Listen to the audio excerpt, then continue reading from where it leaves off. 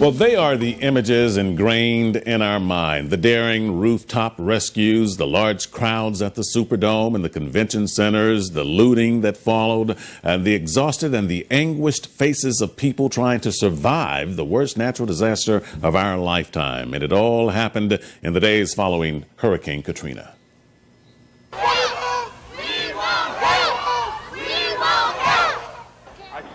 Cries for help were unanswered for days until they called in an ace, the Ragin' Cajun, some called him, a native son of Louisiana who rose to the ranks of Army Lieutenant General. I've got buses, I've got troops, I've got doctors, I've got helicopters standing by, I've got backup troops, and I've got medical capability across the street. Lieutenant General Russel Honore was appointed as commander of Joint Task Force Katrina on August 30th, 2005. And he's just retired his post and from the U.S. Army last month, and he's now starting to speak out about his experience in the midst of all the cleanup and the chaos there. Lieutenant General Honore joins me now from Washington, D.C. What a pleasure it is to speak with you, sir. You know, they say that some great leaders are born, they're not made. Were you born to handle the chaos of the immediate aftermath of Katrina? Well, Art, that's a good question, and it's one that I've pondered over the years, and I've often been asked that by junior officers in the Army. But I think it's a combination of both. You get reinforcement as a youngster with your family. You go through an education system that shape you and challenge you. But there may be some skills in terms of speaking and personality that affect you as a leader. But I can tell you, by the time I got to Katrina, I'd had 35 years of good Army leadership taught to me by non-commissioned officers in the Army and the Army school system. At one time, our bumper sticker in the Army about leadership was be, no, do.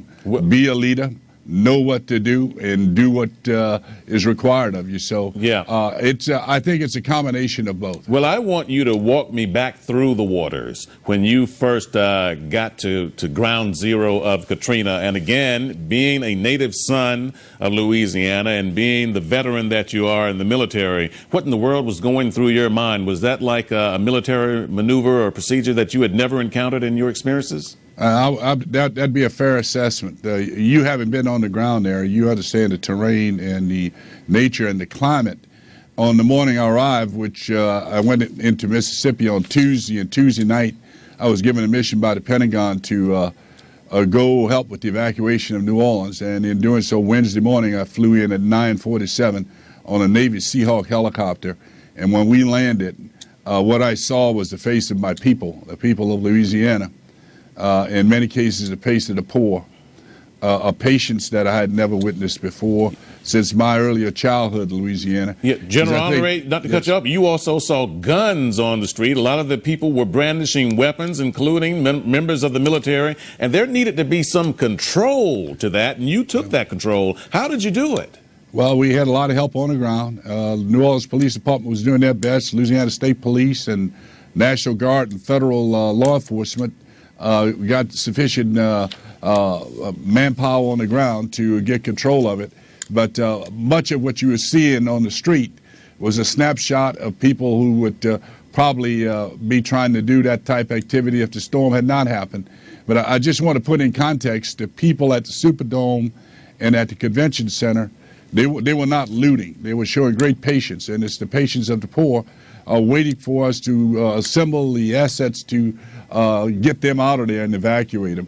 And my hat's off to them, because they were only being guarded by, protected by a few National Guard troops with some flimsy parade fence. So my compliments to the people who had the patience for us to get the assets. Sure. I'm glad you brought that point up, because I'm wondering how you were able to cordon off those who were just desperate and just trying to get life-saving provisions any way they could in the midst of this chaos, and then those others who were carrying out flat-screen TVs on a grocery cart that were looting places like the Best Buys and all of the electronic stores. How were you able to sort through that?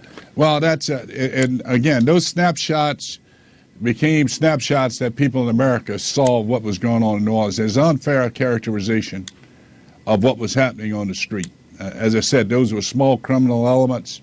you have a place like the convention center where 16,000 people waited for, many of them there 6 or 7 days with their families. And many of them had to do it to look around and find places to keep their family comfortable, to find food and water.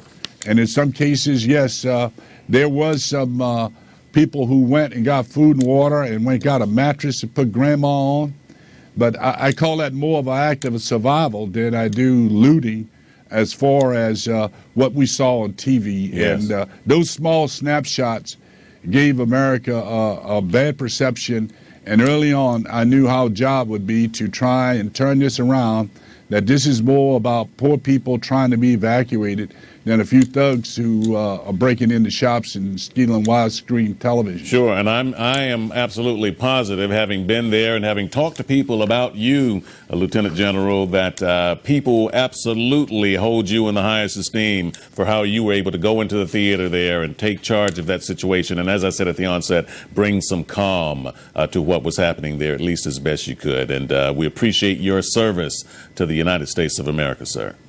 Well, thank you very much. And Art, one of the things I'll be working here in the coming months is we're going to publish a book about that experience. But bigger than that, we're working with universities and with local governments to talk about the culture of preparedness, to prepare this nation, starting in the home, starting on our streets, and starting in our schools and our neighborhood, that we need to have a culture of preparedness, meaning that preparedness is a part of our lives, that we go from one season to the next each year, and in each season there are things we do to prepare our homes and our families in the event we have to evacuate, or in the event a hurricane is coming, or in the event there's a flood, or God forbid, as happened in Florida last week, what happened if we lose power for 3 days? Absolutely, and we'll all be looking for that book with great interest. Lieutenant General Russel Honore, thank you very, very much. And by the way, just like to let you know that the Lieutenant General will be the speaker at the Mount Olive Baptist Church in Arlington, Virginia. This event is free. It is at 7 o'clock. It is open to the public. And if you would like more information, you can visit online at www.mountollivebc.org. Go out and support Lieutenant General Russel Honore. John Wayne, as Mayor Ray Nagin called him when all that was going on.